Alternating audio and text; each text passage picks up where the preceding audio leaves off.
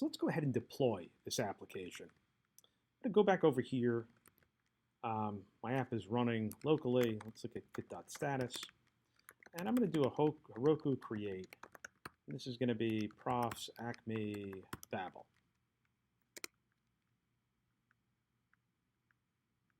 And I'm going to go over here and I'll say git push Heroku master. I'm pushing up to Heroku again. If we look at git remote -v, not saving it on GitHub, which I should be, but I can push it up to Heroku. And one thing let's do this. Let's get this to work.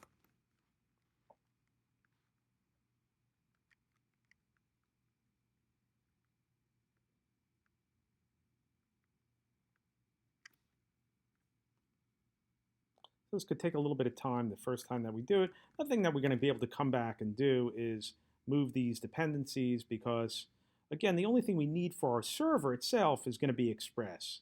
All this other stuff is just for our Webpack. And let's just take a look and see what happens here. So I'm going to do Heroku open.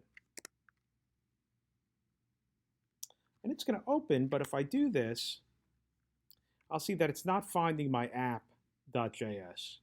And how come it's not finding my app.js? Well, I didn't end up creating it. I don't have any command on here. It's not going to automatically run Webpack. But one of the things that Heroku will end up doing is there's a post install. And what we could do is that on post install, we could say npm run Webpack. And by default, it'll end up running it with the production flag. We don't need to run it with a watch or anything like that. And while we're doing this, why don't we just pull these two things out as well, because they don't need to be dev dependencies. Let's make sure that we're still working locally. It's always a good idea. npm run start dev. So we're working here, git.status, git.add commit, and we'll say post install added. And now when I push up,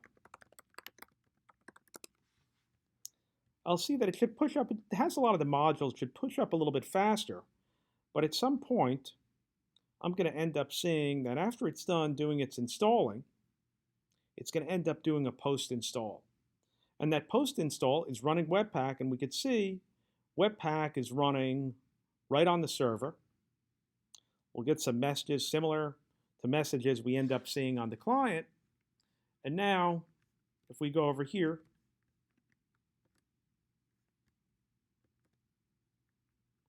it's going to take a second.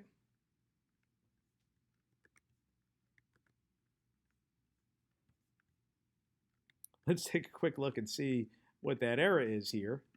Yes, this is interesting.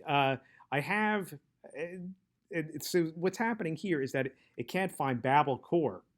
And the fact is, it really doesn't need Babel core when the app runs, but I still have something left over from this stuff. Let's clean all this out. We don't need any of this Babel on the server. We actually don't even need the FS here. So let's just clean this out and get this working again. And again, let's just make sure that we're running locally, which we are. Go over here. And I'm going to do git.add git.commit, remove extra server.js stuff, git.push Heroku master. And two things that I want you to see here. First of all, after it goes and it installs the dependencies, it's going to end up running Webpack, but it's actually going to tell me something else after that. That it's going to run Webpack. And there's also a message here, pruning dev dependencies. So even though it needed those dev dependencies at some point, it ends up pruning them.